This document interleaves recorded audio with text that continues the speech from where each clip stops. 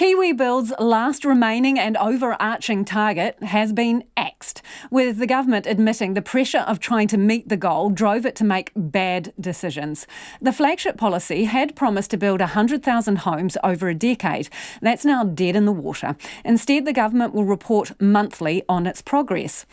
The Housing Minister, Megan Woods, has unveiled a suite of changes designed to get the policy back on track. Here's our Deputy Political Editor, Craig McCulloch.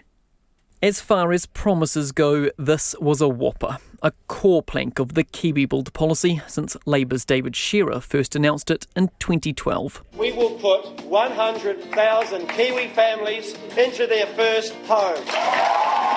Let's build 100,000 homes. We will build 100,000 houses. We will be building 100,000. 100,000. 100,000 affordable starter homes. Today, that promise broken, an admission of failure from the new Housing Minister, Megan Woods. KiwiBuild hasn't worked like we wanted, and today we are changing it. And that 100,000 house target is the first to change. No targets, no more. Ms Woods says the goal was too ambitious.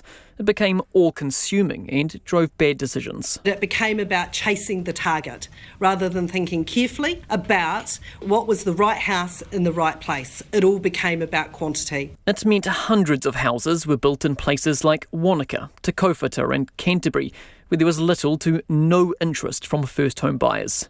Nearly 460 will now be flogged on the open market, with the proceeds to be recycled into developments elsewhere. It is ridiculous for us to keep that capital tied up in these properties. It is time for us to release that capital and put it into schemes that have worked. The policy has been rejigged with some restrictions loosened, but the biggest change is a $400 million fund set aside from the KiwiBuild budget specifically for what's called progressive home ownership. Exactly what that will look like is not yet clear, whether it's a rent-to-buy scheme run by the government or more support for community housing providers. Megan Woods says it'll be up and running next year.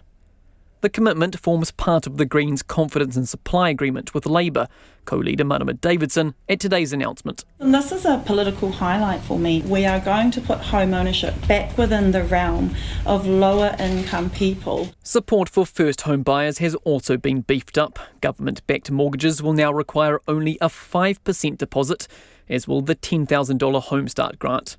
And people will be able to group together to buy a home.